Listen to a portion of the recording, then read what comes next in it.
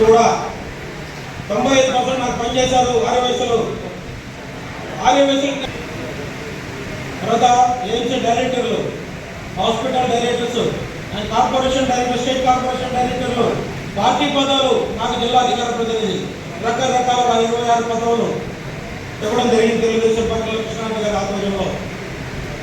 కృష్ణారెడ్డి గారు అదేవిధంగా ఎలక్షన్ ముందు యానాశెట్టి గారు విగ్రహం పెడతానని చెప్పడం జరిగింది.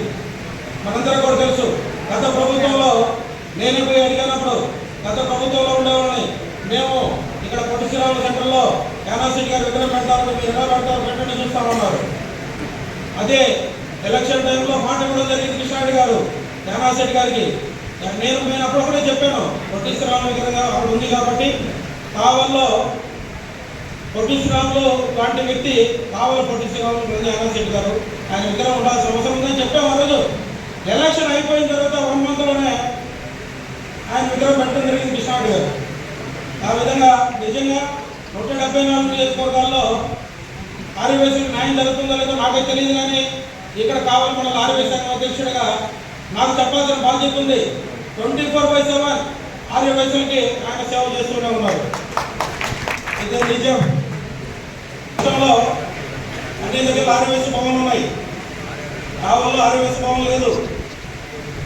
కావల్లో ఆర్యవైశ్య భవన్ లేకపోతే కృష్ణారెడ్డి గారు మేము అడిగాం, ఏమంటే ఎక్కడన్నా గవర్నమెంట్ ల్యాండ్ ఇవ్వండి, మేము ఆర్యవైశ్య భవన్ కట్టుకుంటామంటే ఓసీలకి ఆ విధంగా ప్రొవిజన్ లేదు, ఇవ్వడానికి లేదు అని చెప్పడం జరిగింది.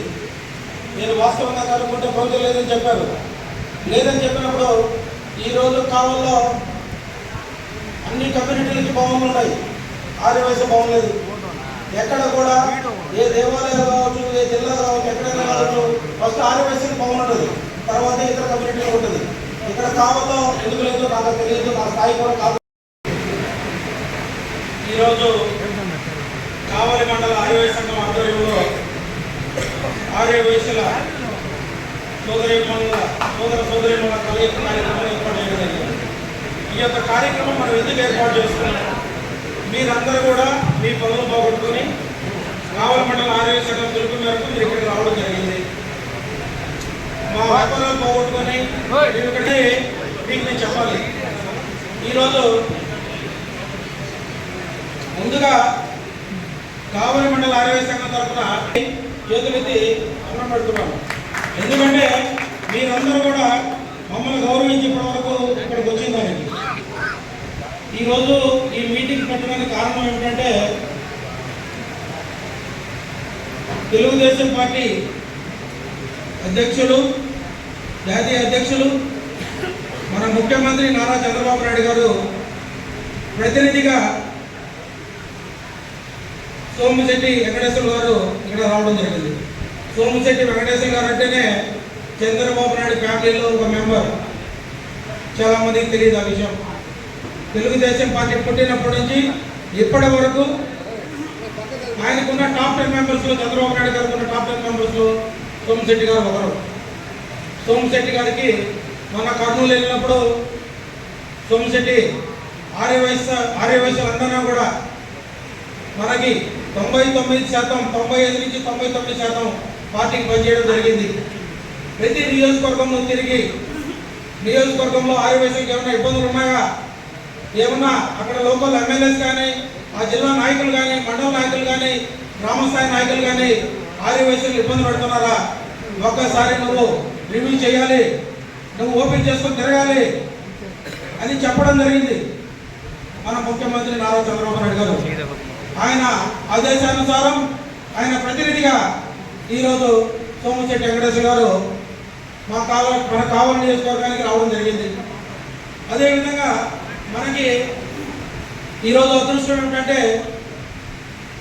అదే సమయంలో ఆంధ్రప్రదేశ్ ఆర్యవైశ్య మహాసభ ఎన్నికలు రావడం జరిగింది. ఆ ఎన్నికల్లో ఒక అద్భుతమైన వ్యక్తి, ఒక వర్తఫుల్ క్యాండిడేట్, వయసులకి నిరంతరం ఏదో చేయాలి నేను అనే తపన పడే వ్యక్తి ఇల్లూరు లక్ష్మయ్య గారు. ఇల్లూరు లక్ష్మయ్య గారు అంటే చాలా మందికి తెలియదు. ఈరోజు ఆర్యవైశ్య జాతే దేవుళ్ళగా ముఖ్య వ్యక్తి టీసీ వెంకటేష్ గారు. ఆ కుటుంబం కొన్ని వేల కోట్ల రూపాయలు దాన ధర్మాలు చేస్తూ ఉన్నారు ఈరోజు కూడా. ఆయన ఆదాయము రోజుకి కోట్లలో ఉంటుంది. ఈరోజు కావలి నుంచి మేము అక్కడికి వెళ్ళడం జరిగింది, కర్నూలుకి వెళ్తే ఆ రోజు నైటు 8 అయింది. మీరు నైటు ఊరికి వెళ్ళడానికి లేదు, ఉండాలి కర్నూలులో అని మాకు ఫుడ్ రూమ్స్ ఇచ్చి ఇంటికి పోయి ఆయన 10:45కి ఫోన్ చేసి మళ్ళా కావలి నుంచి వచ్చారు, వాళ్ళు భోజనం చేశారా చేయలేదా అని అడగడం కూడా జరిగింది. అన్ని వేల కోట్ల రూపాయల ఆస్తులు ఉన్నా కూడా ఈరోజు టీసీ గారు అంటే అటువంటి వ్యక్తి. ఈరోజు ఆయన ఎదుగుదలకి ఆయన గర్వం లేకపోవడమే ఆయన ఎదుగుదల కారణం అనుకుంటా ఉన్నాను నేను. టీసీ గారు నాకు పరిచయమైనప్పుడు మొదట ఆయన గురించి నాకు పెద్ద తెలియదు. ఈరోజు టీసీ గారు అంటే ఒక మనిషికి ఒక మందు, ఒక ప్యాకెట్ ఎట్లా వ్యసనం అవుతుందో ఈరోజు టీసీ గారు నాకు ఒక వ్యసనం అయ్యాడు. టీసీ గారు నేను ఒక నెలలో ఆయన చూడకపోతే నేను ఉండలేకపోతున్నాను. ఈరోజు నా పరిస్థితి అది. టీసీ గారు అంటే టీసీ గారి దగ్గర ఉన్న గొప్పతనం, అది ఈరోజు ఆదివాసీ జాతిలో టీసీ గారు కొట్టడం ఒక అదృష్టం, చిన్న విషయం కాదది. ఆదివాసీ మహాసభకి లక్ష్మణ్ గారిని పెట్టడం జరిగింది. ఈ టర్మ్ అది రొటేట్ సిస్టమ్. ఇప్పుడు రాయలసీమకు వచ్చింది. రాయలసీమలో టీసీ గారి తరఫున లక్ష్మీ గారికి ఇవ్వడం జరిగింది. దాన్ని ఇనామస్ చేయడానికి అందరూ ప్రయత్నం చేస్తూ ఉన్నారు. 100 రూపాయలు ఎలక్షన్స్ జరగదు, అందరూ కూడా ఒప్పుకుంటారు. ఒక మంచి వ్యక్తి కాబట్టి ఆయనే మహాసభ అధ్యక్షుడిగా 100% మహాసభ అధ్యక్షుడు అవుతాడు. అది ఏప్రిల్ 12 జరుగుతూ ఉంది.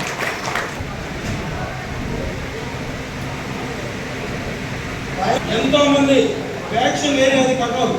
ఆ ఫ్యాక్షన్ ఏరియాలో 26 సంవత్సరాలు జిల్లా అధ్యక్షుడిగా సోమశెట్టి గారు ఉన్నారు. ఎంతో మందిని ఎదుర్కొని ఆయన ఈరోజు పెట్టడం జరిగింది.